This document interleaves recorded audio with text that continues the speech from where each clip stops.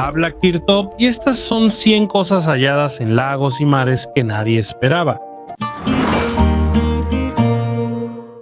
Un bloque de la era glacial. Brendan Dudas, un maestro de 31 años de Indianápolis, intentó quitar una piedra que le estorbaba para cortar el pasto y al cavar notó que no terminaba, así que sacaba la tierra en cubetas. Y grabó el proceso en TikTok y el video se hizo viral con más de 9 millones de vistas. Los consejos de llama a una grúa fueron acertados. Solo con una grúa se comprobó que era una roca de más de 10 toneladas. Dudas estima que tiene entre 10 y 15 mil años. Pertenece a la última glaciación. Dejó la roca como centro del patio, la rodeó de piedras pequeñas, puso mantillo, tierra y plantas locales. Quiere ponerle iluminación. Así, la enorme roca de la era glacial se volvió una atracción local. En entrevista con People, confesó que trabajar con la roca lo llevó a renovar el terreno y, según vecinos, motivó a otros a arreglar sus patios. Geológicamente, un glaciar trajo la piedra hace tiempo y la tierra la cubrió con los años. Desde lo humano, es raro que un problema sea oportunidad para ordenar y dejar huella. Bistec antiguo de bisonte. En 1979, en Alaska, unos buscadores de oro se toparon con lo que al principio pensaron que era una simple roca, pero bajo una capa de hielo resultó ser un cuerpo, ni de humano ni de mamut, sino de un bisonte, casi intacto. Lo llamaron Blue Babe por el tono azul de su piel, causado por la reacción del hierro con la roca. El bisonte murió hace unos 50.000 años en el Pleistoceno. Por las marcas lo devoró un león cavernario, pero lo importante es cómo se conservó. Por el permafrost, el tejido quedó denso como carne seca. Pelo, músculos y piel siguen intactos. Fue el primer bisonte estepario hallado en la historia de ese estado. Al concluir las investigaciones, el paleontólogo Dale Guthrie, director del proyecto, organizó una cena para celebrarlo. Cocinó un trozo de carne del cuello con cebolla, zanahoria y especias, y lo sirvió a sus colegas. La carne resultó ser dura, con un sabor terroso muy fuerte. Alguien describió el aroma como a hongos o húmedo glacial. Nadie se intoxicó, todos sobrevivieron. Este caso es legendario, pues no es común cenar un animal que murió hace miles de años. Aunque fue un experimento científico y no gastronómico, nos recuerda que el pasado a veces vuelve, no al museo, sino a la mesa. El misterio de Abukir. Arqueólogos recuperaron artefactos de una antigua ciudad sumergida por más de 2000 años en la costa de Alejandría. Las excavaciones fueron en la bahía de Abukir, antigua ubicación de Canopo, puerto de los Ptolomeos. Aquí hallaron fragmentos de columnas, la cabeza de una esfinge, una estatua de sacerdote y un torso de granito sin cabeza. Los trabajos se hicieron bajo supervisión del Ministerio de Antigüedades de Egipto y buzos con equipo arqueológico. Arqueólogos dicen que Canopo se hundió por terremotos y mareas que colapsaron el delta del Nilo. Luego, limo y arena cubrieron calles, templos y necrópolis. Los artefactos encontrados pertenecen al período tolemaico y romano, aproximadamente desde el siglo III a.C. hasta el siglo III después de Cristo. El estilo de las imágenes y los tipos de piedra lo confirman. El Ministerio de Turismo y Antigüedades de Sherif Fadji informó que los objetos hallados se restauran y serán exhibidos en secretos de la ciudad, sumergida en el Museo Nacional de Alejandría. La exposición presenta 86 piezas raras que muestran cómo era la vida en la costa egipcia antes de que el mar se llevara la ciudad. ¿Se puede pescar en Marte? Todo lo que sabemos de Marte cambia al ver imágenes de Noahis Terra. Donde hay polvo y silencio, las sondas hallaron una red de antiguos cauces, más de 15.000 kilómetros de ríos de piedra. Se extienden como cicatrices y mesetas bajo sedimentos, narrando una historia de millones de años. Estos valles no son simples grietas secas, sino verdaderas huellas del flujo de agua. A lo largo de ellos se conservaron terrazas sedimentarias expuestas por la erosión y crestas alargadas que recuerdan cauces, fosilizados después de la desaparición del flujo. Parece que aquí hubo un clima con lluvias como en el planeta rojo. La idea parece herética, pero las sondas orbitales confirman que Marte tuvo una atmósfera densa y húmeda. Los científicos llaman a esta época la era noica, cuando el planeta era azul. Ríos, lagos y deltas que hoy están bajo el polvo llenaron estos valles de vida. Aquí el agua fluyó durante mucho tiempo, moldeaba el paisaje como un escultor, dejando depósitos aún visibles hoy. Lo que vemos ahora, el desierto, las rocas y tormentas, es solo la última escena de una larga obra. Y cuando Perseverancia encuentra minerales arcillosos o piedras pulidas por la corriente, en realidad está excavando en un antiguo cauce donde alguna vez pudo haber existido algo vivo. ¿Entonces antes se podía pescar en Marte? El hielo tiene una antigüedad de 1.200.000 años. En el laboratorio del Instituto Alfred Wegener en Bremerhaven, Alemania, científicos cortan el núcleo de hielo más antiguo de la Tierra, un cilindro de 10 centímetros de diámetro y 2.8 kilómetros de largo, extraído a 3.200 metros de altura en la Estación Concordia, Antártida.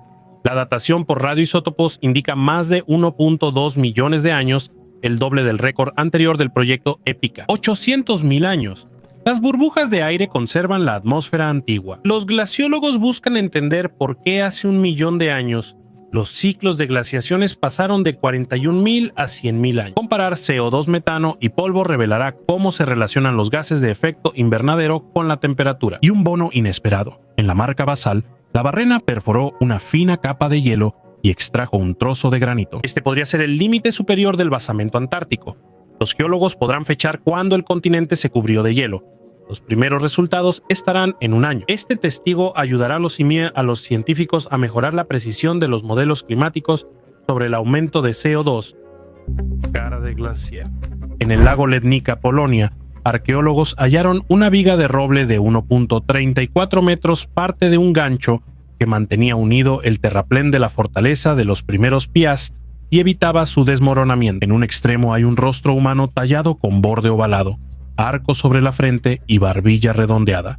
Mide unos 13,5 por 10 centímetros. El rostro miraba al agua, no a la fortaleza. La dendrocronología determinó que el tronco data de entre 960 y 975 después de Cristo, cuando en la isla de Lednitsk estaban la residencia del príncipe, la capilla y las piscinas de bautismo.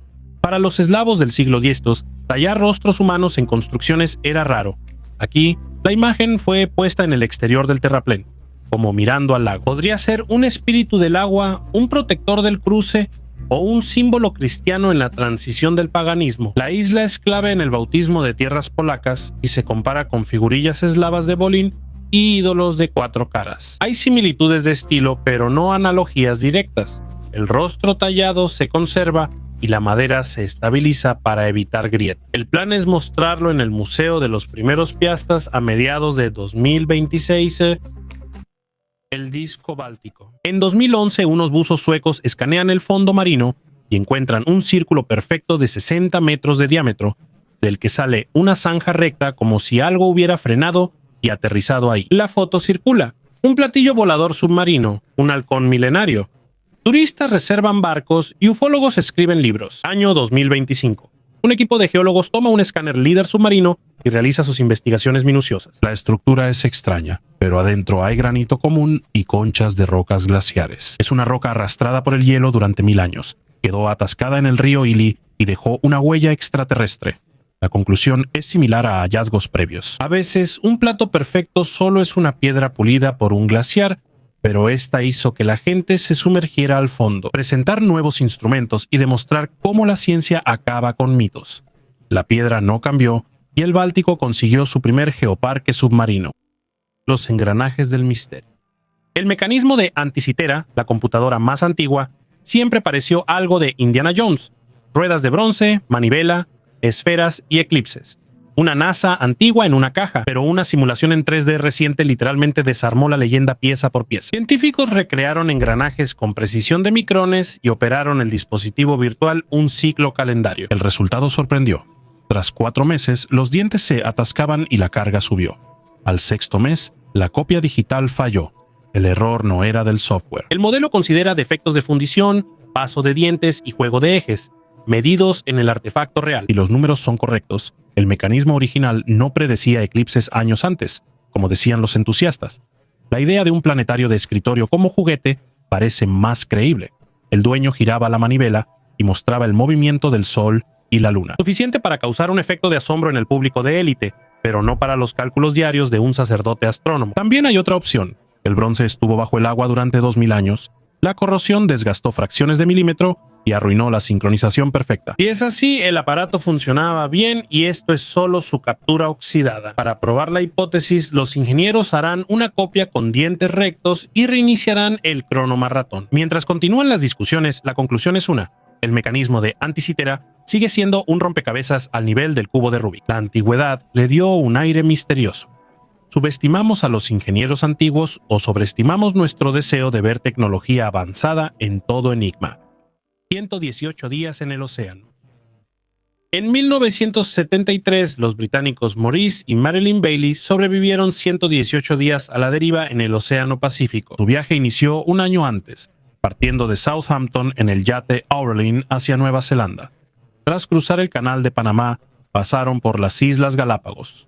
Al amanecer del 4 de marzo de 1973, el yate chocó con una ballena y sufrió daños graves. La embarcación se hundió y la pareja se trasladó a una balsa y un bote de goma con poca comida, una brújula y herramientas. En los primeros días, los Bailey recolectaron agua de lluvia y usaron los alimentos que les quedaban, pero pronto se les acabaron las provisiones. Para sobrevivir, pescaron peces y tortugas marinas con anzuelos caseros hechos de alfileres ingleses. Antes, la pareja seguía una dieta vegetariana, así que cambiar a una alimentación basada en carne fue una prueba muy difícil para ellos. Enfrentaron tormentas, calor extremo y agua salada, lo que les causó llagas en la piel. Mientras estaban a la deriva, 7 barcos pasaron cerca, pero ninguno vio la balsa.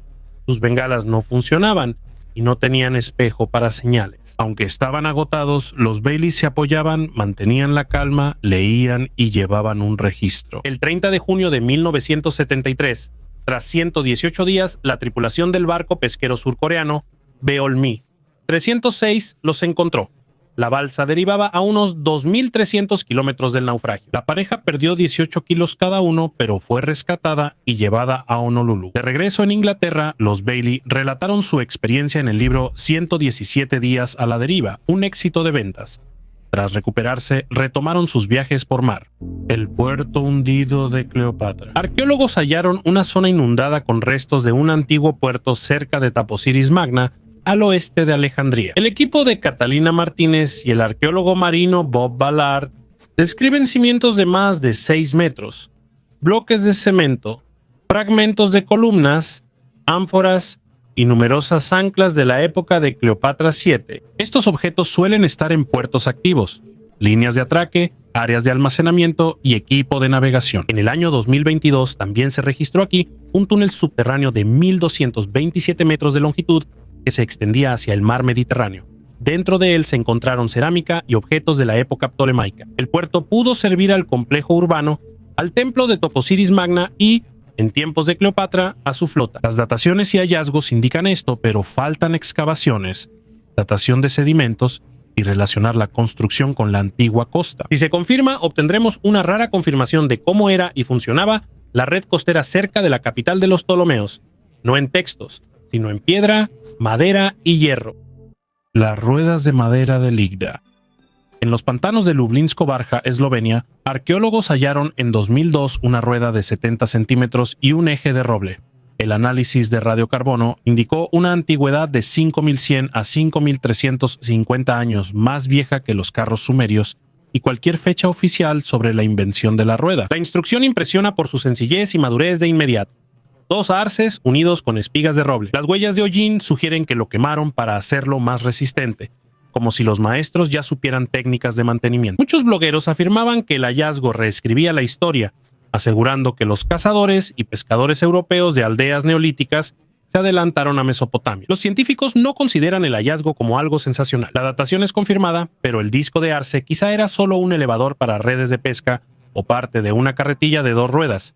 No necesariamente una rueda de un gran carro. Incluso una opción tan modesta es importante, lo que significa que la idea de la rueda pudo haber sido inventada por personas al menos 2 veces, de manera independiente. Ahora el artefacto está expuesto en el Museo de la ciudad de Ljubljana. Los turistas acarician el aro ennegrecido y sin querer se imaginan por qué tablones rodaba la carga. ¿No habrá mecanismos más complejos de ese pueblo neolítico ocultos en el pantano cercano? Olas petrificadas. Curiosity ha pasado 12 años explorando el cráter Gale, una cuenca de más de 150 kilómetros de diámetro. Sus cámaras ya están acostumbradas al polvo, las rocas y el horizonte interminable, pero recientemente aparecieron en las imágenes unas estructuras extrañas, filas de pequeñas crestas que se extienden en una sola dirección, como si fueran olas petrificadas. Durante mucho tiempo, los científicos debatieron sobre qué eran: huellas del viento, de precipitaciones, de la tectónica. Cuando los datos se compararon con modelos de procesos sedimentarios terrestres, las dudas desaparecieron. Estos patrones acanalados los dejó el agua, por olas que agitaban la superficie de un lago en reposo. Para formarse no se requiere un océano, solo 1 o 2 metros de profundidad y viento moderado, como en la antigua atmósfera de Marte. El agua agitó y dejó marcas en la arena, que permanecieron por miles de millones de años tras evaporarse. Este hallazgo parece insignificante, apenas unos cuantos metros cuadrados de relieve, pero cambia muchas cosas. Se creía que los antiguos cuerpos de agua en Marte podían estar bajo hielo, como en la Antártida. Ahora sabemos que en Marte hubo agua superficial donde las olas reflejaban la luz solar. Curiosidad sigue subiendo el monte Sharp y cada capa de sedimentos revela una nueva página de la historia de Marte. La capa con ondas podría ser la última del periodo en que Marte estaba vivo. El árbol que sobrevivió. Un árbol casi nunca sobrevive siglos. El agua, oxígeno y hongos lo destruyen más rápido que los arqueólogos. Por eso los hallazgos orgánicos son especiales. Muestran la forma y la huella del artesano. Durante una excavación en el oeste de Rusia, hallaron un objeto de madera alargado con hendiduras para los dedos y un extremo tallado en una capa húmeda. Por su forma, es un mango superpuesto o un elemento de sujeción que alguna vez funcionó junto con cuero, una incrustación de hueso o una placa de bronce. En la superficie hay marcas paralelas, huellas de cuchillo y cepillo. Por la frecuencia de estas marcas se pueden distinguir las etapas del trabajo: un desbaste grueso, seguido de un lijado, y en algunos lugares un acabado con abrasivo. La microscopía muestra la porosidad y los anillos de crecimiento anual. Es suficiente para determinar la especie de madera. Se elegía abedul o aliso porque son fáciles de trabajar y se agrietan menos al secar. El radiocarbono y la cerámica asociada sitúan el conjunto entre el neolítico tardío y la edad del bronce temprano. Justo después de extraer la madera, se mantiene en un paño húmedo. Luego se traslada a un baño con polietilenglicol. Así se reemplaza el agua en las paredes celulares del polímero para que la pieza no se deforme durante el secado. Y después se realiza un secado lento al vacío. Durante la conservación surgen matices: una marca, una muesca para el ensamblaje, un microagujero para un cordón, un remache, pequeños detalles que conforman el escenario de uso. La empuñadura se insertaba en una ranura, se fijaba y funcionaba bajo carga. La carne del dios pez. En las rocas de Bandiagara vive el pueblo Dogon, que cada 60 años celebra la fiesta de Sigi, donde sacan la gran máscara de Nomo. Según la leyenda, Nomo llegó en un huevo de cobre que retumbaba, cayó en un lago y salió como ser mitad humano, mitad pez. Nomo mostró los planos estelares. Ahí se señalaba que junto a Sirio hay otra estrella oscura y pesada. Los astrónomos descubrieron Sirio B, una enana blanca en el siglo XIX, pero los dogones ya hablaban de ella antes de los telescopios. Según el mito, Nomo compartió su carne como alimento sagrado, por eso los dogones llaman a su poder Ñama Nomo. La vida en el dios pez. Las tablillas con estrellas están en santuarios secretos. Los científicos todavía no pueden entender si este conocimiento es antiguo o una pista tardía de los misioneros, pero los propios dogones están seguros. El huevo de cobre realmente llegó volando y algún día regresará, cuando llegue el momento del próximo Sigi. La historia de los ovnis combina miedo, tecnología y mitos. Recordémoslo y sigamos. El primer paso fuera del agua. Cerca de Edimburgo, en una cantera abandonada, paleontólogos hallaron bajo ceniza volcánica un pequeño esqueleto de 10 centímetros, con patitas y cola de remo. Lo llamaron Bestlotiano. Ya no tiene branquias, respira aire, pero su piel lisa aún teme secarse. El análisis de los círcones reveló una antigüedad de 346 millones de años, 14 millones antes de la salida oficial de los vertebrados a tierra. En las patitas ya se nota el futuro, una pequeña muñeca y dedos casi como los nuestros. La criaturita vivía en el pantano, cazaba insectos y regresaba rápido al agua. Un organismo así cambia el inicio de la evolución terrestre y revela que aún faltan muchas piezas en el antiguo calendario. Un continente bajo el agua. En el estrecho de Madura, cerca de Java, arqueólogos hallaron un ecosistema inesperado, no un barco ni artefactos. Capas de tierra con restos de Homo erectus, fragmentos de cráneos y huellas de vida de hace 140.000 años junto a huesos de toros gigantes, caparazones de tortugas y huesos rotos para extraer médula ósea. Este asentamiento humano es parte de un continente sumergido llamado Sundalandia, que antes unía las islas con el continente y ahora está bajo el agua. En ese tiempo eran llanuras como la sabana asiática, con ríos, bosques y grandes manadas de animales. Arqueólogos hallaron en huesos animales rastros de procesamiento similares a los de Homo erectus continentales, aunque antes se pensaba que los grupos de Java carecían de esas habilidades. Ahora está claro que hubo contacto entre las poblaciones y también intercambio cultural. Las personas se transmitían entre sí métodos de caza, despiece de animales y procesamiento de caparazones. Esto trata sobre técnica, memoria y transmisión de conocimientos. También hallaron restos de moluscos y tiburones de río. Todo indica que antes hubo un paisaje rico y complejo donde el ser humano era parte del ecosistema y ahora todo eso quedó en el fondo. Sundalandia se hundió hace miles de años sin dejar rastros ni ruido, simplemente desapareció. Sin hallazgos accidentales en el fondo del mar, ni sabríamos que existió. Nos recuerda que grandes partes de la historia pueden perderse con el tiempo, quedando solo un hueso en el lodo. Los petroglifos de Carelia. Muchos conocen las cuevas de Altamira y Lascaux, pero pocos saben que los dibujos rupestres más antiguos y misteriosos se encuentran en Carelia, Rusia. Los petroglifos de Carelia son de las imágenes rupestres más antiguas, con una edad de 5 a 6.000 años, aunque algunos creen que son aún más viejos. Petroglifo es el término para dibujos tallados en rocas, presentes en casi todos los continentes, aunque los de Carelia destacan por su singularidad. Su localización es clave, ya que suelen hallarse en santuarios impresionantes. Los pintores primitivos se establecieron en el Mar Blanco, donde desemboca el río Vigi, y en la orilla este del lago Onega. En las islas del Mar Blanco se hallaron dibujos en su mayoría pequeños, entre 20 y 50 centímetros, aunque también hay algunos de hasta 3 metros. Los petroglifos del Mar Blanco están bastante cerca de la realidad.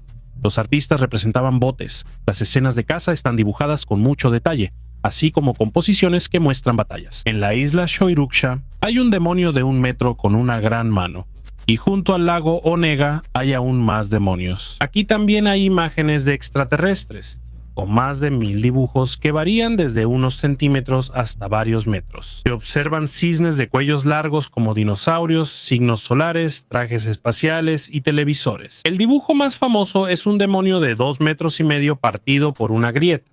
En 1 kilómetro a su alrededor, los instrumentos de navegación y relojes fallan. Escaneo completo del Titanic. Por primera vez se hizo un escaneo 3D completo del Titanic.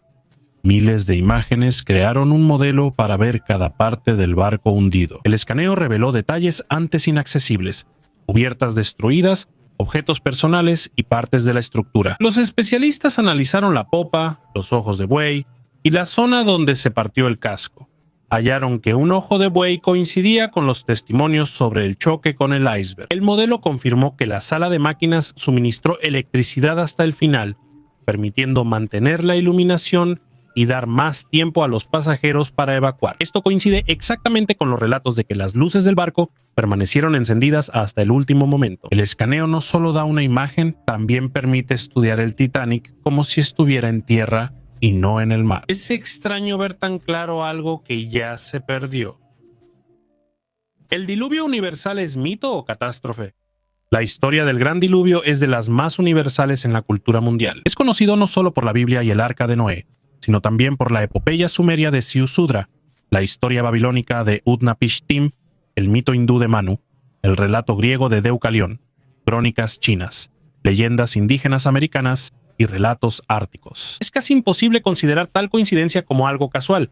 Esto nos hace preguntarnos, ¿quizás el diluvio realmente ocurrió? Y si es así, ¿cuándo? Una hipótesis convincente menciona un evento de hace unos 7.600 años. En ese entonces, debido a un aumento brusco en el nivel del océano mundial, el agua salada entró a raudales por el Bósforo hacia la depresión del Mar Negro. Geólogos dicen que el agua subió 140 metros inundando grandes áreas y convirtiendo tierras fértiles en mar. Este evento pudo parecer el fin del mundo en esa época, pero ¿fue un diluvio global? Probablemente no. Para quienes vivían en las llanuras aluviales y zonas bajas costeras, esto fue una catástrofe mundial. Imaginen, el agua se lleva todo. La casa, el ganado, la tierra, el pueblo, los antepasados. La gente se salva en balsas. se va a las montañas. Con el paso de los siglos, la memoria de lo sucedido se convierte en un mito universal y aterrador. Me impresiona cómo ese miedo antiguo sigue vivo en nosotros, incluso en el siglo XXI. Tememos las inundaciones y hablamos de catástrofes climáticas, como si recordáramos cómo el mundo se hundió. Quizás no sea solo un mito, sino una advertencia. Herramientas de piedra pulida. Las herramientas de piedra pulida más antiguas fueron halladas en Japón y tienen unos 30.000 años. Se supone que las hachas de piedra desempeñaron un papel importante en la tala de bosques que tuvo lugar durante el período neolítico, cuando las personas comenzaron a practicar la agricultura. Se hallaron muchas hachas, algunas tan pesadas e incómodas que se concluyó que no solo eran herramientas, sino símbolos de estatus social. Eso marcó un gran avance en la historia social de la humanidad. Eso no es todo. Después, los hombres fueron enterrados con esas hachas. El hacha terminó siendo un símbolo de la memoria colectiva sobre la persona, similar a la función de las lápidas actuales. Gusanos de vidrio bajo la Antártida. En febrero de 2025, el proyecto japonés Chimu Ice Probe perforó la plataforma de hielo del Mar de Ross. A 820 metros de profundidad, la cámara halló hilos transparentes y delgados entre los cristales de hielo, que se doblaban como si estuvieran vivos. Al intentar enganchar uno, se rompió dejando fragmentos como vidrio fino. El análisis químico mostró que era casi cuarzo puro, con micropartículas de magnesio y sodio. Los geólogos conocen los vidrios de silicato en lava, pero no esperaban hallarlos en hielo profundo a 20 degrees Celsius. Se cree que los lagos salados subglaciales expulsan ácido silícico, que se solidifica y forma fibras, un proceso natural de extracción de fibras a bajas temperaturas. Otra teoría es la siguiente: bajo la gruesa capa de hielo, la presión alcanza un nivel comparable al de la profundidad del océano, y la plataforma está en constante vibración debido a las mareas y las grietas. En estas condiciones, el silicio disuelto pudo cristalizarse en fibras ultrafinas de cuarzo, un mineral vítreo natural muy raro. Curiosamente, la fibra es multicapa, con núcleo y cubierta de distinta densidad, como si fuera un cable óptico natural. En el laboratorio, hicieron pasar un rayo infrarrojo a través del hilo, aproximadamente con una longitud de onda de 1.3 micrones. Esa es la que se usa en la fibra óptica. La luz pasó casi sin pérdidas. Este cable natural actúa casi como una fibra óptica artificial. Los gusanos de vidrio son raros, pero si bajo el hielo existió un chorro hidrotermal cálido, sería ideal para actividad biológica o tecnológica oculta. El equipo planea una segunda inmersión para tomar una muestra larga y revisar impurezas en la envoltura. Si hallan materia orgánica o luminiscencia microbiana inversa, la Antártida podría tener su primer cable de comunicación real con otras formas de vida o ingeniería. La Atlántida argelina. La zona submarina de Tipasa se estudia tan seriamente como las ruinas en tierra. Buzos y arqueólogos marinos documentan ánforas, cisternas, nichos y un muelle tallado en roca, claramente ingenieril. Estos hallazgos indican que el puerto operó al menos del siglo IV al III a.C. Además, el perfil de los hallazgos apunta a un comercio regular, no a descartes ocasionales en el mar. La UNESCO pide mayor protección de la zona acuática, ya que el oleaje erosiona la capa cultural y sin estatus especial, el sitio es vulnerable al buceo intensivo. Perderemos incluso lo visto. El equipo recupera artefactos detectados en primavera y recorre los contornos de la estructura con nuevo equipo. Solo una serie de inmersiones y el análisis de sedimentos darán la respuesta final. Frente a nosotros hay una ciudad sumergida, o la parte baja de un antiguo puerto que se hundió bajo el agua. No me interesa Atlántida, sino observar cómo funcionaba un puerto real alimentado por las épocas fenicia, romana y bizantina. Si registramos la disposición de muelles y cisternas, entenderemos cómo era el nudo costero del que las fuentes no hablan y el mar aún guarda. La sumergida gélica. En los mitos griegos, además de la Atlántida, también Gélica desapareció bajo el agua. Los antiguos griegos decían que Poseidón destruyó Gélica, sumergiéndola en el mar, porque sus habitantes expulsaron a los jonios que lo veneraban. Este evento ocurrió en el año 373 antes de nuestra era. Durante un siglo, esta historia fue considerada un mito, pero a finales del siglo pasado se reanudaron las búsquedas de esta ciudad mítica, las cuales continuaron por más de 10 años. Película buscaron en el agua, pero la hallaron bajo tierra, cubierta de tierra. Se descubrió que el antiguo pueblo no fue destruido por Poseidón, sino por un terremoto que causó licuefacción del suelo y lo hundió en la laguna formada. Lingotes piramidales. Norte de Bosnia, río Sava. Los arqueólogos submarinos hallan cientos de raros lingotes bipiramidales de hierro usados hace 2000 años para fabricar cuchillos, puntas y objetos cotidianos en vez de joyas o monedas. Son pirámides dobles, poco comunes entre los hallazgos. Antes, museos de Francia, Alemania, Eslovenia y Sarajevo tenían ejemplares únicos, pero aquí hay un almacén entero. Según la datación, es de 1 o 2 siglos antes de nuestra era, cuando los intercambios locales cambiaban por la presión de Roma y el hierro era la moneda principal en la artesanía. Los arqueólogos explican que una carga se hundió, el río se agitó, la barcaza volcó o un carro cayó en el cruce. La corriente arrastró lo ligero, pero los lingotes bipiramidales pesados quedaron en el fondo. Se midió el sitio, se creó un modelo 3D y cada lingote fue enviado a agua destilada para evitar la corrosión. Luego viene la química. El análisis mostrará de qué mineral provino el hierro y sus rutas de transporte. Si la trazabilidad es igual, el río Sava será confirmado como corredor de transporte antes de Roma, y Bosanska Posavina como nodo donde el hierro se convertía en armas, herramientas e infraestructura. Este raro caso muestra que el tesoro era producción, no lujo, piezas en bruto y logística, lo que da una visión útil de la economía de la época. Por hallazgos como estos se entiende exactamente con qué comerciaban y cómo lo transportaban. Una huella marina. En el mar Adriático hay una isla muy pequeña de solo 0.14 kilómetros cuadrados. Está deshabitada, sin muelle, edificios ni senderos, solo piedras. Desde el aire se revela algo invisible desde el suelo. La isla está cubierta por kilómetros de muros de piedra que se cruzan, retuercen y forman lazos, círculos y líneas, pareciendo una huella digital gigante. La isla Balienats recibió agricultores de Capriya hace siglos. Ellos plantaron uvas, olivos y edificaron muros de protección contra el viento a mano. Sin cemento ni maquinaria, solo manos y paciencia. Las cifras impresionan. En una isla de 1.5 kilómetros hay 23 kilómetros de muros, y en el archipiélago de Šibenik casi 100 kilómetros hechos a mano. Hoy en día estos muros están protegidos por la UNESCO como monumento al trabajo humano, pero en Baljenak ya no vive nadie. Los muros permanecieron, pero la gente se fue. Sarcófagos Antárticos. En una expedición en la Antártida, científicos de Estados Unidos, China, Rusia e India hallaron un objeto que causó controversia y preocupación. A varias decenas de metros bajo el permafrost, hallaron 4 sarcófagos oscuros, lisos y uniformes, con esquinas y bordes tan perfectos que parecerían hechos con láser. Los sarcófagos, parecidos a losas monolíticas, mantenían temperatura sobre cero pese al frío.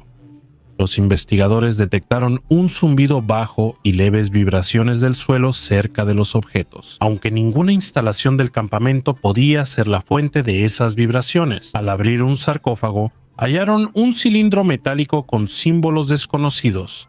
Los científicos tienen varias teorías sobre su origen. Una hipótesis plantea que los sarcófagos son restos de una civilización anterior a la última era glacial. Otra sugiere un origen tecnogénico vinculado a experimentos de la Guerra Fría.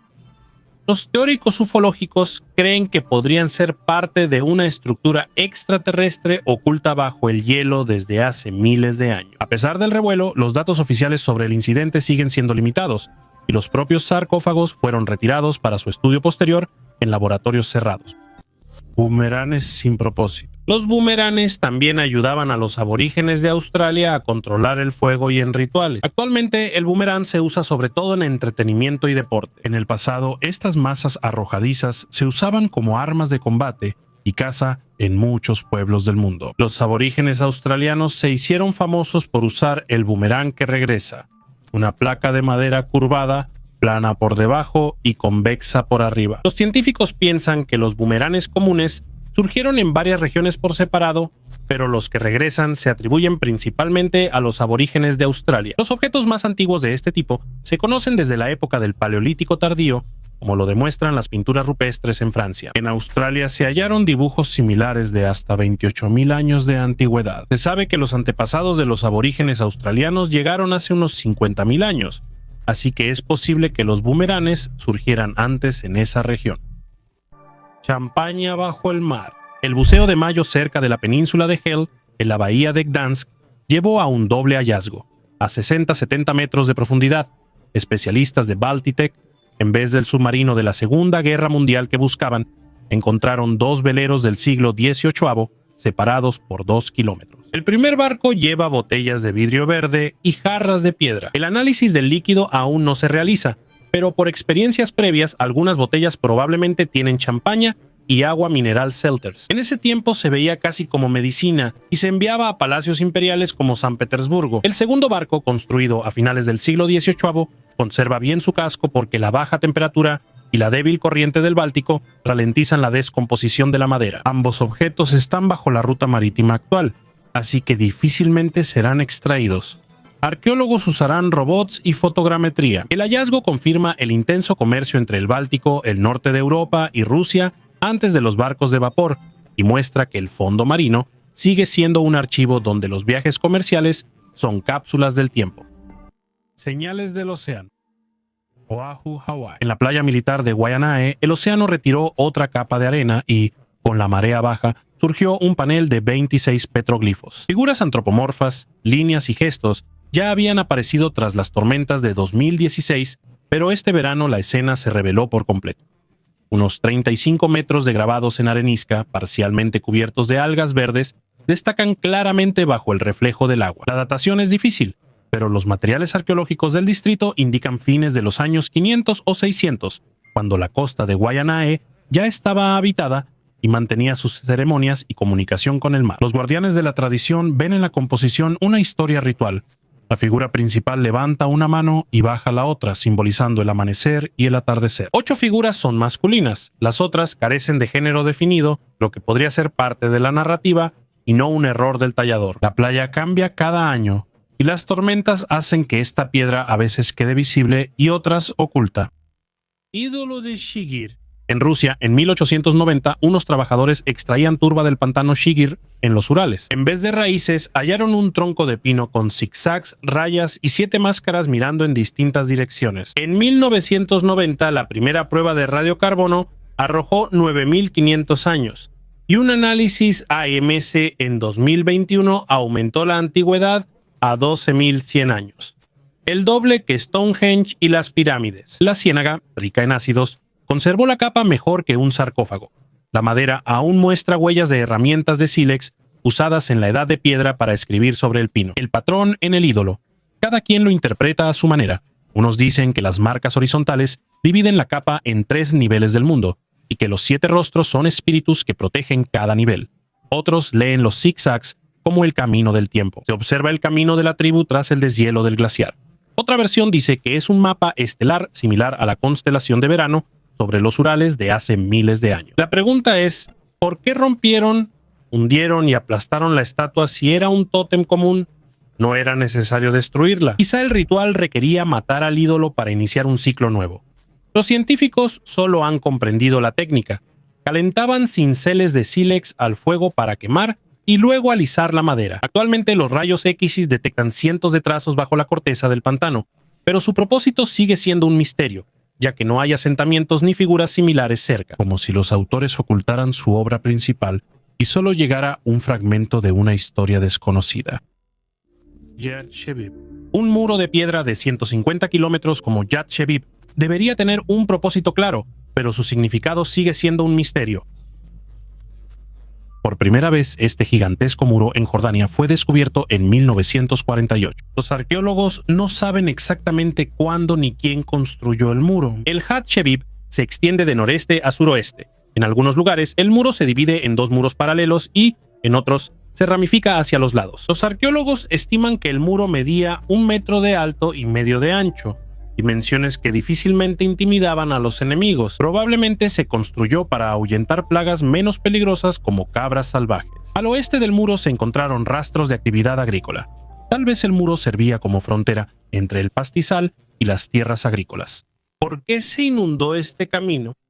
Arqueólogos hallaron un extraño camino inundado hace años en la costa de Israel. Esta sección, investigada recientemente, era parte de una antigua ruta comercial. El camino pasaba por varias localidades y conducía al puerto, pero por alguna razón fue inundado. El misterio del hallazgo es que su recubrimiento se conservó mucho mejor de lo esperado para objetos de miles de años. Las losas de piedra usadas en el empedrado casi no se dañaron, lo que intriga a los científicos sobre su tecnología de construcción. Sin embargo, el misterio es que nadie sabe por qué la carretera fue inundada. Algunos suponen que esto fue resultado de un terremoto.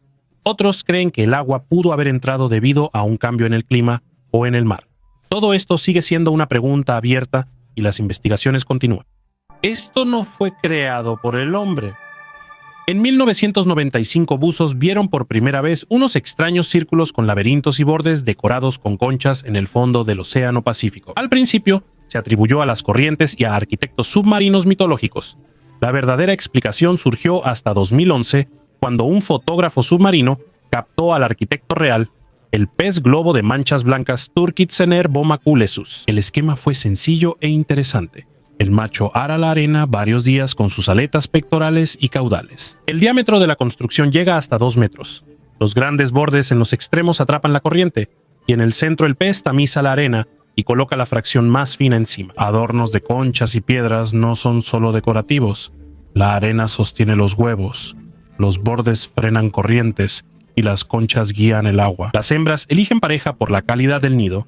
Si el centro es limpio y los bordes uniformes, aumenta el desove. Tras el desove, el círculo sirve como incubador y se destruye gradualmente al salir las larvas. El ciclo se repite al año siguiente en el mismo sitio o cerca. Aquí la arquitectura y el diseño son soluciones funcionales. La forma se relaciona con la supervivencia de la descendencia. Donde se ven rastros de civilización antigua, conviene observar mejor el comportamiento de los seres vivos. El pez globo resuelve un problema de ingeniería al elegir materiales, considerar la corriente, proteger el centro y atraer pareja, aunque no construye una ciudad. La inteligencia en la naturaleza suele mostrarse sin leyendas, solo con resultados. La desaparición de la Atlántida. La Atlántida no es solo una leyenda, sigue influyendo en la cultura, sueños y ciencia. Platón la describió detalladamente: una isla enorme con civilización avanzada, ejército fuerte y sistema complejo de canales. Él decía que la Atlántida estaba más allá de las columnas de Hércules frente a las montañas de Atlas y se hundió por un gran terremoto en un solo día. Hacia el año 9500 a.C. han pasado más de 11.000 años y aún debatimos si existió. La han buscado en Creta y Santorini, en Cuba y Brasil, en Islandia y en el fondo del Atlántico. Científicos han propuesto muchas teorías, desde una catástrofe en tira hasta recuerdos distorsionados de un Sahara sumergido. El problema es que no hay pruebas arqueológicas, artefactos, restos ni rastros genéticos, pero la ciencia tampoco puede refutar completamente la existencia de la Atlántida. Lo más extraño es la magnitud de su influencia. La leyenda de la Atlántida inspiró escuelas filosóficas, teorías ocultistas, místicos nazis, pseudociencias conspiracionistas y autores de ciencia ficción. La Atlántida simboliza una edad de oro perdida, y nos atrae porque representa la idea de que alguna vez fuimos más de lo que somos hoy. A veces pienso que la Atlántida no es una isla sumergida, sino el reflejo de nuestro sueño. Queremos creer que alguna vez las personas fueron más fuertes, más inteligentes, mejores, y mientras no sepamos la verdad, esta historia seguirá resurgiendo una y otra vez. Los misterios del asentamiento chino. En Shaoxing, Zhejiang, China, al construir una planta de tratamiento de agua, los trabajadores hallaron capas de suelo inusuales. Arqueólogos del Instituto de Reliquias Culturales y Arqueología de la provincia realizaron excavaciones y descubrieron restos de un asentamiento costero de aproximadamente 2.500 años de antigüedad. El hallazgo es de la época del reino de Yue, que existió durante los reinos combatientes, del 475 al 221 a.C. Las excavaciones probaron que Baicaoyuan era un centro comercial y marítimo. Se hallaron 2 grandes estructuras de madera, sumando unos 1.300 metros cuadrados. Una es una casa sobre pilotes con terrazas y paredes de paja, juncos y postes atados con cuerdas de hierba. La otra es una plataforma sólida con 10 filas de pilotes a lo largo del río Caoe. Estas construcciones necesitaban cálculos y conocimientos sobre cargas y humedad del suelo. Expertos indican que la unión de espiga en la madera refleja comprensión de construcción tridimensional típica de dinastías posteriores. Se hallaron urnas de barro, tazones de porcelana, taladros de bronce y trípodes de piedra. Las sepulturas de cerdos llamaron la atención. Los esqueletos completos junto a la orilla serían parte de un sacrificio ritual. Estos rituales muestran que los habitantes vinculaban el agua con fertilidad y vida. Arqueólogos y autoridades municipales preparan un plan para reducir la reserva arqueológica. El sitio es una cápsula del tiempo de la Edad de Bronce tardía que muestra cómo se construían las ciudades antiguas en China, dependientes de ríos y mares. Parientes vivos de la momia suiza. Científicos analizaron el ADN mitocondrial de la mujer momificada hallada en la iglesia Barfüßer, Suiza, y lo compararon con el análisis genético de posibles parientes vivos. El proyecto confirmó el parentesco de personas separadas por 22 generaciones y la identidad de la difunta. La difunta momificada era Anna Katharina Bischoff, fallecida en Basilea en 1787 a los 69 años. Fue esposa de un sacerdote y tuvo 7 hijos, pero solo sobrevivieron los 2 mayores. El árbol genealógico de la mujer reveló que entre sus descendientes está Boris Johnson, primer ministro del Reino Unido, cuyo padre tiene parientes por la hija de Bischoff. Durante la restauración de la iglesia Barfüßer de Basilea, en 1975, hallaron los restos momificados de una mujer fallecida en 1787. El estudio del ADN de los restos fue realizado por especialistas del centro de investigación privado Eurac Research, así como por sus colegas de instituciones científicas de Suiza e Italia. Un grupo liderado por Christina Wurst analizó datos de archivo y halló parientes vivos de la dama de la iglesia Barfüßer. Luego se realizó una investigación genética, la cual confirmó que la mujer realmente tiene 3 parientes vivos. Un mensaje en botella. El arqueólogo noruego Jakob Bredesen se sorprendió al hallar un mensaje en una botella de más de 150 años. El hallazgo ocurrió en excavaciones de un cementerio vikingo. El arqueólogo Anders Lorange dejó el mensaje en 1874 cuando investigó el túmulo por primera vez. Los arqueólogos no abrían un túmulo vikingo en Noruega desde hacía más de 100 años, y es sorprendente que excavaran este nuevamente. El túmulo donde hallaron la botella es del legendario rey Audbjorn, enterrado con el mayor barco vikingo del mundo. El Ministerio de Patrimonio Cultural de Noruega comenzó excavaciones para nominar el túmulo como Patrimonio Mundial de la UNESCO. En la botella hallaron una nota de Lorange, 2 monedas del siglo XIX, su tarjeta y una carta. La nota dice: este túmulo fue excavado en 1874. Aquí están enterrados los guerreros caídos quemados con el barco, armas y joyas. Se hallaron 26 escudos, 2 espadas, un hacha, flechas y otros objetos que se entregaron al Museo de Bergen. El túmulo se hizo famoso por la gran cantidad de artefactos hallados, confirmando las tradiciones funerarias vikingas de enviar a sus guerreros en barcos con armas y armaduras. Los vikingos, navegantes y conquistadores de Escandinavia, exploraron y conquistaron costas entre los siglos VIII y XI. Algunos científicos creen que pudieron ser los primeros europeos en llegar a América del Norte. La espada de un cruzado en el mar. Mientras buceaba, Shlomi Katzin, un residente de la ciudad israelí de Atlit, descubrió una espada de 900 años de antigüedad. Había otros artefactos antiguos cerca. Las capas de arena revelaron un tesoro. Los arqueólogos observaban la zona desde hacía tiempo, bahía natural que por milenios fue refugio de barcos. Descubrimientos muestran que la zona fue habitada hace 4000 años. Los representantes de la Autoridad de Antigüedades de Israel señalan que últimamente ha aumentado el número de personas que practican buceo en esta zona. Los especialistas relacionan esto con su deseo de encontrar objetos antiguos. Las condiciones impredecibles del océano pueden sacar artefactos a la superficie. Incluso una tormenta leve mueve la arena, exponiendo o cubriendo partes del fondo marino. Katzin, además de la espada, vio fragmentos de cerámica y anclas de piedra y metal. La espada de 1 metro de largo es de hierro y sigue cubierta de conchas, así que los científicos aún no pueden decir quién fue su dueño. Los especialistas comenzaron a trabajar en la limpieza del artefacto. De cualquier manera, su historia será interesante. Desde el siglo XI, la Iglesia Católica enviaba cruzados al Medio Oriente para recuperar lugares sagrados cristianos. Cruzados y sus oponentes, musulmanes, ayubíes y mamelucos, empleaban espadas rectas similares en tamaño y forma. Como la espada se halló a menos de 200 metros de la costa, los investigadores casi aseguran que es de un cruzado. En ese tiempo, los musulmanes construían fortificaciones a lo largo de la costa como defensa contra los cristianos que llegaban por mar. Ellos mismos no viajaban por mar. Canales de pesca enormes. Los arqueólogos hicieron un descubrimiento sensacional.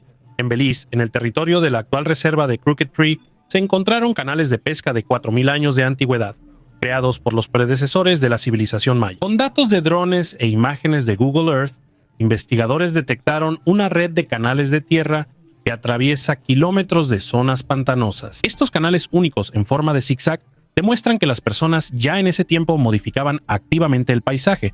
Alrededor de los canales, los arqueólogos encontraron puntas dentadas que probablemente se usaban para pescar, por ejemplo, bagres, así como depósitos para almacenar la captura. Se estima que los canales en la costa de Yucatán fueron hechos hace 4000 años por pueblos semisedentarios y usados por más de 1000 años. Esto coincide con el periodo formativo cuando los mayas comenzaron a pasar a la agricultura sedentaria y a formar su cultura única. Cambios en el paisaje, como los canales, antecedieron la construcción de templos, caminos y pirámides mayas, siendo base de su desarrollo cultural. Estos canales proveían alimento y favorecían el crecimiento poblacional y la diversidad alimentaria. Arqueólogos piensan que la experiencia de estos antiguos pueblos fue clave para el surgimiento de la civilización maya y su vínculo con tradiciones previas. Los cuchillos más antiguos hechos de dientes de tiburón. En Sulawesi, Indonesia, arqueólogos hallaron 2 cuchillos hechos de dientes de tiburón tigre de hace 7000 años. Este hallazgo prueba el uso antiguo de dientes de tiburón como armas, superando en antigüedad a los anteriores por 2000 años. Estas hojas dentales están ligadas a la enigmática cultura Tolian, cazadores-recolectores que habitaron la isla antes de los agricultores neolíticos. Los dientes, de unos 2 metros, tenían orificios que muestran que estaban sujetos a un mango. Científicos creen que estas hojas se usaban en rituales o combates. Los dientes de tiburón pueden parecer armas inusuales, pero las culturas antiguas usaban lo que tenían. Estos cuchillos eran filosos, pero se desafilan rápido. Los antiguos de todo el mundo usaban dientes de tiburón culturalmente, como armas o herramientas de tatuar, mostrando respeto por estos depredadores. Daga de cristal de Joc. En la tumba megalítica de Monte Lirio Tolos, en el suroeste de España, arqueólogos hallaron una daga de cristal de roca de alrededor del año 3000 a.C. La daga de 22 centímetros se conservó casi completa, incluso el mango y la funda de marfil. La daga, hallada en una cámara aparte de la tumba, tenía un significado especial para el difunto. Se cree que se usaba en rituales, pues el cristal de roca simbolizaba pureza y conexión espiritual. Fabricarla requería gran habilidad, ya que es duro y frágil, lo que la volvía muy valiosa. La daga pudo simbolizar el alto estatus de su dueño y usarse en rituales de culto a antepasados o dioses. ¿Para qué necesitaban los vikingos el Ártico? Los vikingos hacían increíbles expediciones marítimas para buscar marfil valioso, llegando a las regiones más remotas del norte. Nuevas investigaciones genéticas de 31 artefactos de marfil en museos europeos revelan que llegaban a Groenlandia y el Ártico, interactuando con pueblos locales como los Inuit y sus antecesores, los Tunit. Casi la mitad de estos artefactos de colmillo de morsa provienen de animales del noroeste de Groenlandia y el Ártico canadiense. Esto muestra un gran comercio por la alta demanda de marfil en la Europa medieval. El arqueólogo Peter Jordan de la Universidad de Lund considera que estos hallazgos cuestionan cómo pequeñas comunidades de Groenlandia organizaron expediciones de tal escala. Los navegantes de Groenlandia esperaban el deshielo para aprovechar una ventana de 10 semanas de caza y comercio. No hay pruebas de contactos directos entre vikingos y pueblos indígenas de América del Norte, pero los científicos creen que son posibles. Las investigaciones revelan que los vikingos eran agricultores, colonos, comerciantes y extractores de recursos. La alta demanda de marfil pudo causar la sobreexplotación de recursos, lo que llevó al abandono de Groenlandia en el siglo XIV, la Barca del Mar de Galilea. También llamada la Barca de Jesús, es una antigua embarcación de pesca del siglo I d.C. Este artefacto fue hallado en 1986 en la orilla noroeste del Mar de Galilea, Israel, cuando la sequía bajó el nivel del agua. La barca mide 8.2 metros de largo, 2.3 de ancho y 1.3 de alto, características de las embarcaciones usadas en la pesca y posiblemente en el transporte de personas y mercancías en el mar de Galilea en la antigüedad. Aunque se le llama la barca de Jesús, no hay pruebas directas que la relacionen con Jesucristo o sus discípulos. Sin embargo, el hallazgo tiene un importante valor histórico y cultural, ya que pertenece al periodo en el que, según los evangelios, Jesús y sus discípulos predicaban en los alrededores del mar de Galilea. La barca pudo ser de pescadores locales. Barcos así se usaban en la vida diaria entonces. La embarcación se construyó con varias maderas, lo que muestra que fue reparada varias veces para mantenerla navegable. Este es uno de los hallazgos arqueológicos más raros, que nos permite echar un vistazo a la vida y las costumbres de las personas antiguas que vivieron en las orillas del mar de Galilea en la época del cristianismo primitivo. Base submarina en Argentina. Por años se rumoreó sobre una base nazi secreta en la costa argentina, pero investigaciones recientes la confirman.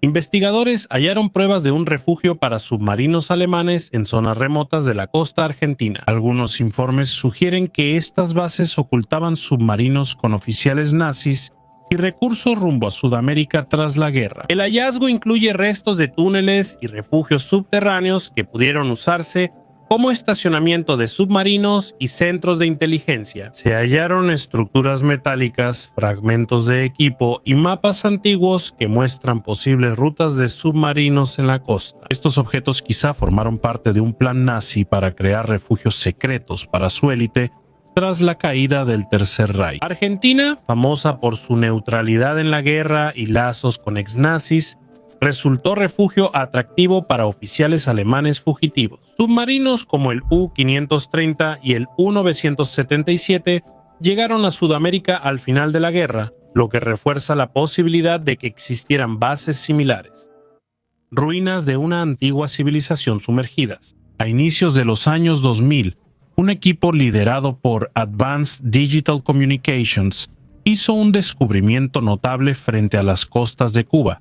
A unos 600 a 750 metros de profundidad, hallaron extrañas estructuras similares a construcciones de piedra. Estas estructuras parecían filas organizadas de enormes bloques de piedra, algunos de los cuales tenían una forma rectangular perfecta y recordaban a muros macizos o construcciones piramidales. Los primeros resultados de investigaciones submarinas con un hidrolocalizador moderno sugieren la posible existencia de una ciudad sumergida que habría sido tragada por el océano hace miles de años. Algunas estimaciones sugieren que estas ruinas podrían tener más de 50.000 años, superando la antigüedad de civilizaciones como Sumeria y Egipto. Esto hace que los posibles descubrimientos sean aún más intrigantes, ya que sugiere la existencia de culturas antiguas y posiblemente altamente desarrolladas, de las cuales la ciencia aún no sabe nada. Algunos científicos piensan que estas ruinas serían restos de una ciudad antigua, construida antes de la última era glacial,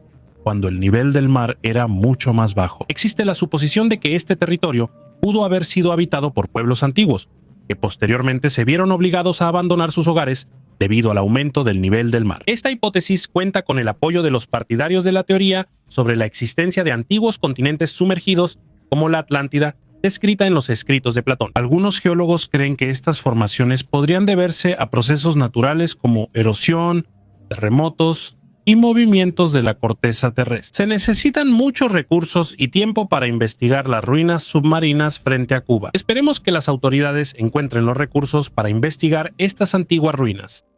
Los manuscritos de Qumrán. Estos manuscritos judíos antiguos, hallados entre 1946 y 1956 en las cuevas de Qumrán, cerca del Mar Muerto, revolucionaron la comprensión de la vida religiosa y cultural del Segundo Templo.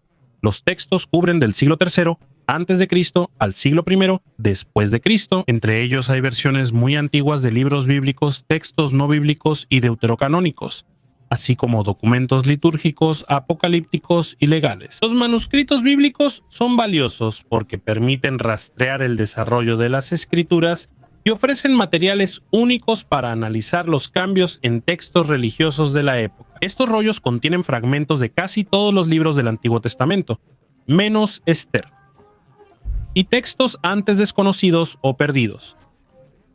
Probablemente fueron creados o preservados por los esenios en Qumrán. Actualmente la mayoría de los rollos está en el Santuario del Libro del Museo de Israel en Jerusalén, donde siguen estudiándose. Recipiente con forma de toro. En Salnitsa, Bulgaria, los arqueólogos descubrieron artefactos rituales de más de 6.000 años de antigüedad. Las excavaciones tuvieron lugar en el asentamiento prehistórico de Salnitsa, ubicado cerca de Provadia. Este lugar fue un importante centro productor de sal. Sus primeros habitantes extraían salmuera de manantiales y la evaporaban en jarras de cerámica en fosas. Con el tiempo crearon hornos que procesaban hasta 30 kilos de sal a la vez, aumentando notablemente la producción. Una serie de terremotos debilitó la economía y defensa del asentamiento, llevándolo a la decadencia. El hallazgo de un pozo ritual con ofrendas aporta nueva visión sobre las prácticas espirituales de los habitantes. Había un recipiente zoomorfo en forma de toro, símbolo de fuerza y fertilidad, además de uno de cerámica con patrones geométricos y figurillas miniatura. Hallaron restos de antiguas viviendas tracias, lo que complementa el contexto histórico de Salnitsa. Una cápsula del tiempo antigua. Jane Eastman, una experimentada buscadora de tesoros, hizo recientemente un descubrimiento inusual en el fondo de un río en Inglaterra. Encontró una botella de vidrio de la época victoriana llena de pepinillos en salmuera. Jane mostró este sorprendente tesoro a sus seguidores en Instagram, donde su hallazgo provocó un animado debate. La botella de vidrio verde acuático se conservó excelente y su tapa con la inscripción WND Harvest Dogged Dog London llevó a Jane a investigar su historia. Ella supo que WND Harvest vendía especias y encurtidos en Londres desde 1870 y que la botella hallada es de entre 1890 y 1910. Jane dijo que la botella estaba hermética y los pepinillos se conservaron. La mujer la llamó cápsula del tiempo y optó por no abrirla para conservarla. Selló la tapa con cera de lacre. En la época victoriana, los recipientes largos para encurtidos eran populares por su practicidad, aunque no se sabe si los pepinillos seguían siendo comestibles.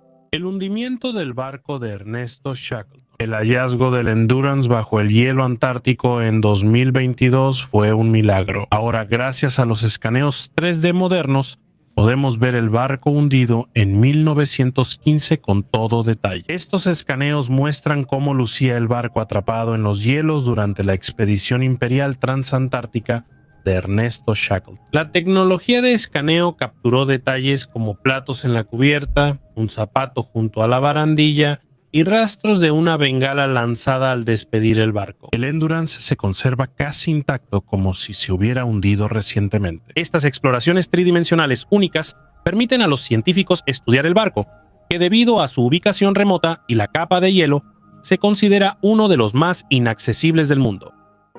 Descubrimientos asombrosos en el Nilo. Los arqueólogos hicieron un descubrimiento sorprendente bajo las aguas del Nilo en la zona de Asuán, una colección de artefactos del antiguo Egipto y pinturas rupestres relacionadas con la época en que la ciudad experimentó una gran inundación. Las reliquias halladas son de la época de los faraones Amenhotep III, Tutmosis IV y Psamético II. Hace 4.500 años, Asuán era un centro comercial y militar clave. Aquí se intercambiaban oro, madera y especias, y de las canteras locales se extraía granito para construir templos, obeliscos y pirámides. Tras la construcción de la presa de Asuán, gran parte de la ciudad quedó sumergida. La misión arqueológica franco-egipcia halló relieves rupestres únicos con imágenes de faraones, inscripciones jeroglíficas y otros elementos. El trabajo se realizó utilizando tecnologías modernas como el escaneo submarino, la fotogrametría y la modelación 3D.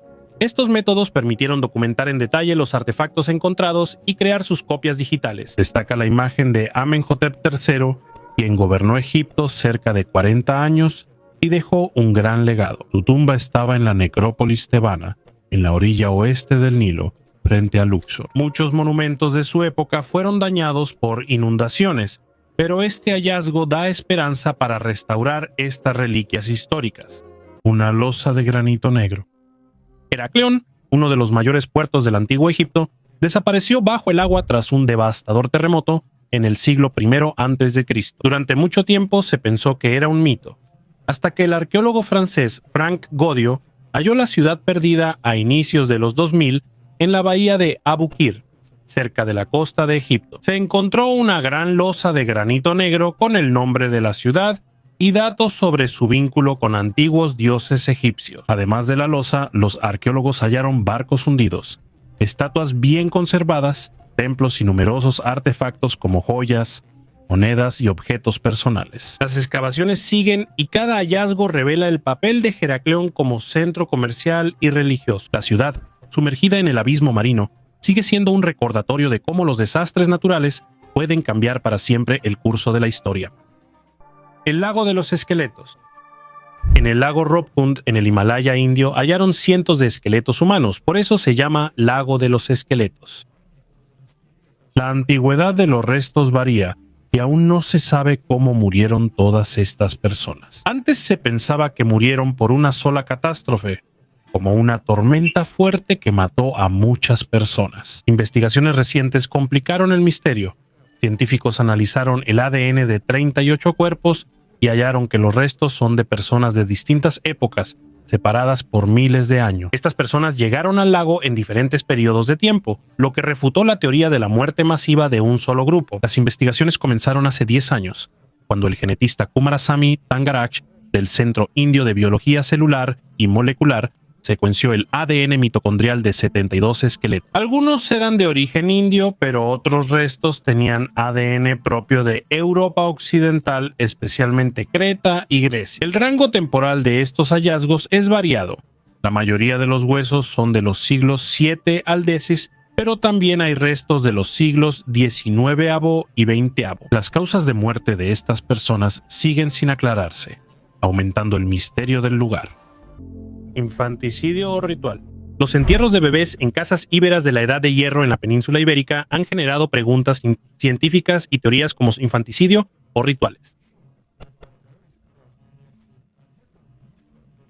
Una investigación reciente aclaró la naturaleza de estos entierros. Los investigadores concluyeron que los bebés murieron por causas naturales, probablemente partos prematuros o complicaciones al nacer, no por rituales. La conclusión se obtuvo analizando dientes infantiles con tecnologías avanzadas como microscopía y radiación de sincrotrón. El estudio analizó restos de 45 bebés y usó microscopía óptica y microfluorescencia para precisar nacimiento y muerte.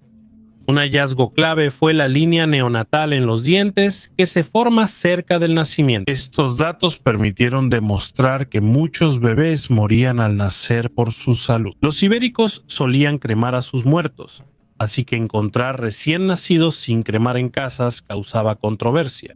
Algo inesperado en el mar profundo. Cerca de la costa de Sicilia, unos trabajadores vieron algo inusual en el fondo marino, lo que llevó a un raro hallazgo arqueológico. En enero de 2022, cerca de la reserva de Vendicari y a unos 70 metros de profundidad, hallaron restos de un antiguo naufragio. El equipo de arqueólogos marinos halló más de 40 ánforas romanas raras, muchas aún en su posición original, como si recién hubieran sido cargadas en el barco. Estas ánforas de entre 1900 y 2100 años de antigüedad son un tipo único de cerámica llamado Richborough 527.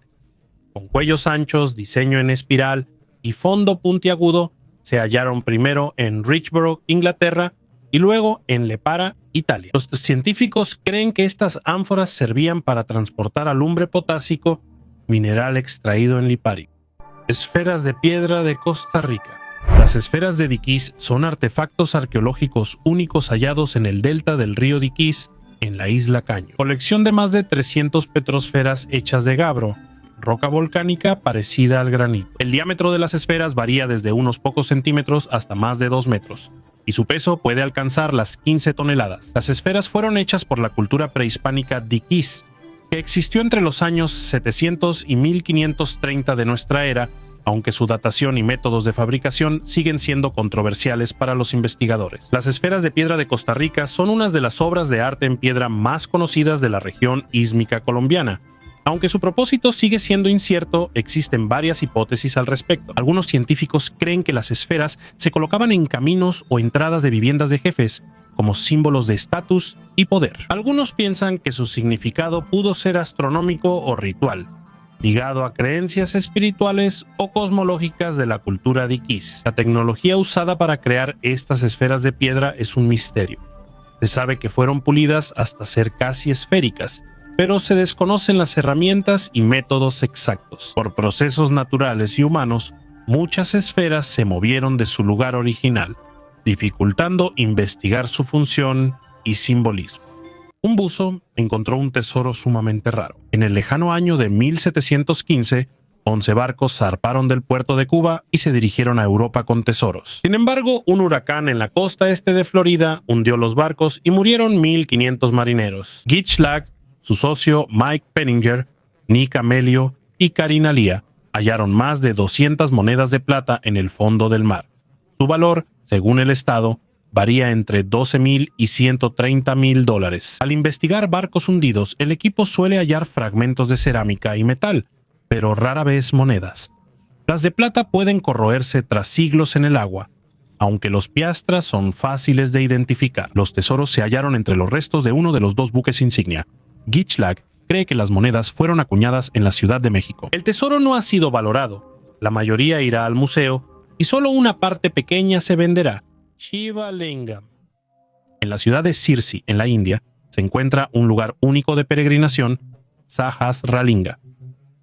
Aquí, entre la belleza natural, se encuentran imágenes de piedra de Shiva Lingam, que impresionan por su aspecto, especialmente durante el festival de Mahashivaratri. En este tiempo, el nivel del agua en el río baja, haciendo visibles las esculturas, y atrae a miles de peregrinos y turistas que desean ver y rendir homenaje a los sagrados lingams. El Shiva Lingam es un símbolo de Shiva, una de las principales deidades del hinduismo que representa la fuente de la creación y la destrucción. Es curioso que el Shiva Lingam sea tema de debates religiosos y científicos. Partidarios de la teoría de los antiguos astronautas afirman que el Shiva Lingam podría simbolizar un dispositivo tecnológico como un reactor nuclear moderno. Por la forma y propiedades del lingam, suponen que los antiguos usaron tecnologías avanzadas. Científicos modernos ven el Shiva Lingam como símbolo de energía atómica, capaz de generar tanto beneficios como destrucción. Esta analogía destaca la dualidad de Shiva, quien en la tradición hindú es creador y destructor simultáneamente. Tubería de terracota. Arqueólogos descubrieron una tubería de terracota de 2,600 años de antigüedad en el antiguo asentamiento de Keladi, en Tamil Nadu, India. Este hallazgo resalta los sistemas de abastecimiento de agua altamente desarrollados de la civilización que prosperó aquí hace miles de años y aporta nuevos datos sobre la habilidad de los habitantes de la era Sangam en urbanismo e ingeniería. Keladi, a 12 kilómetros de Madurai, se descubrió en 2014. Desde entonces, es clave para estudiar el período Sangam, de 300 años antes hasta 300 años después de nuestra era. En las últimas décadas, en este sitio, se han encontrado más de 20,000 artefactos que evidencian una sociedad desarrollada que sobresalió en la producción de ladrillos, la creación de cuentas y artículos de terracota. Representantes de arqueología de Tamil Nadu informaron que una tubería cilíndrica de terracota hallada tiene 6 secciones de 36 centímetros de largo y 18 de ancho. Unieron las secciones para formar una tubería de agua de 174 centímetros de largo.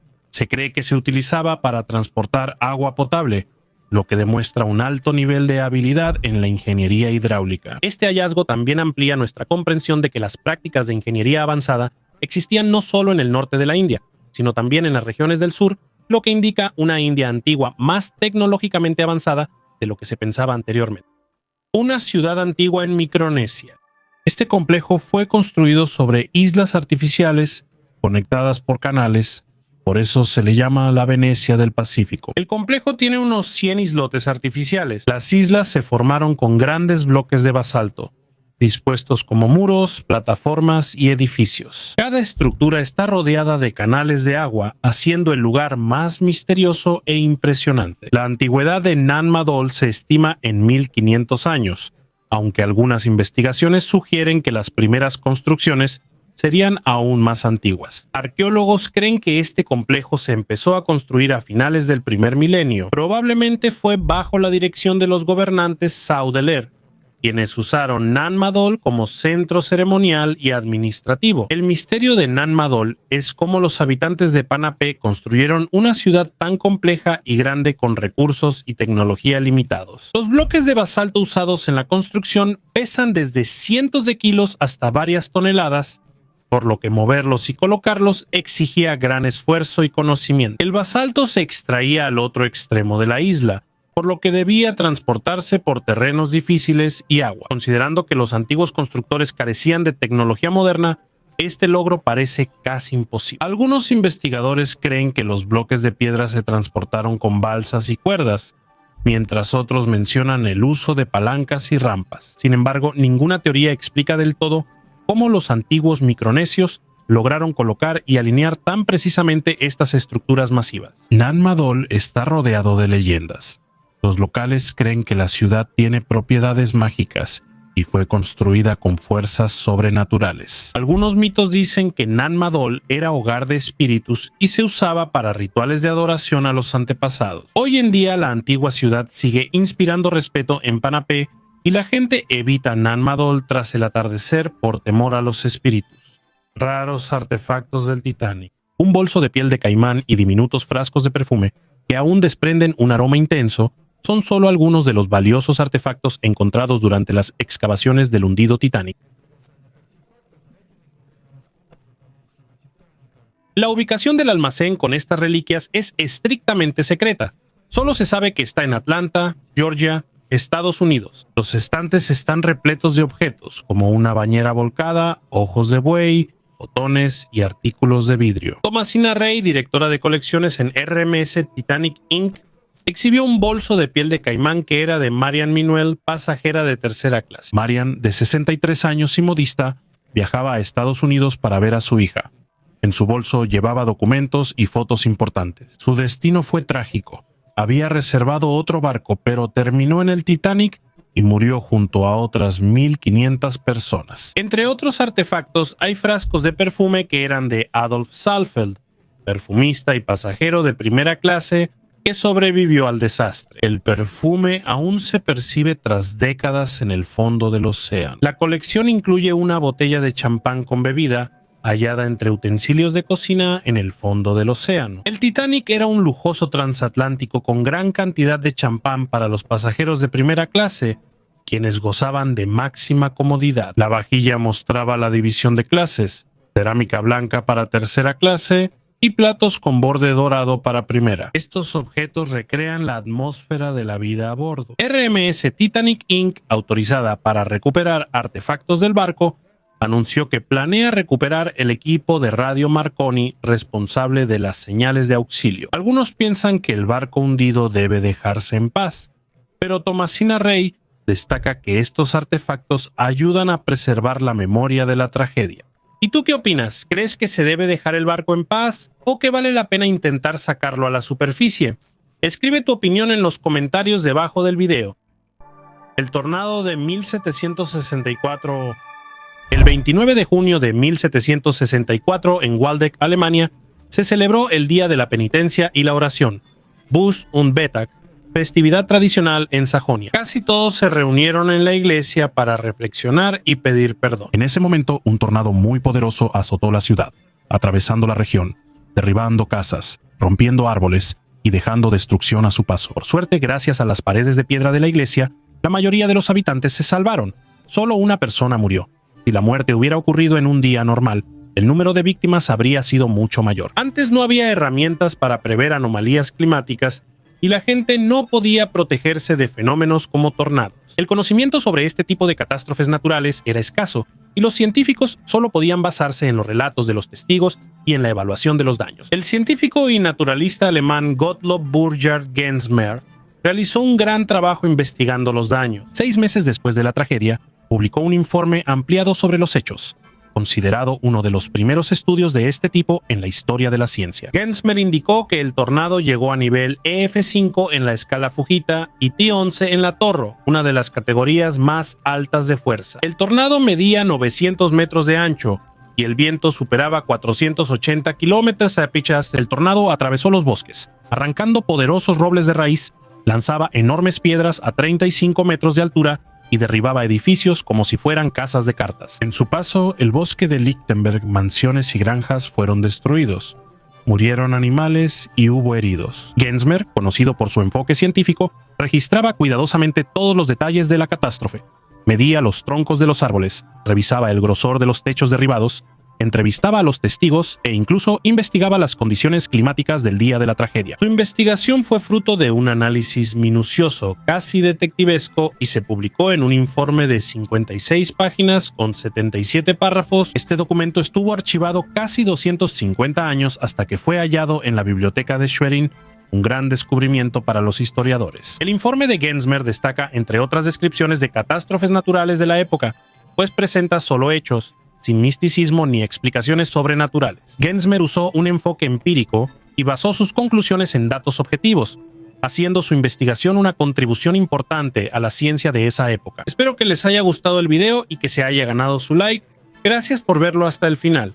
Hasta luego a todos.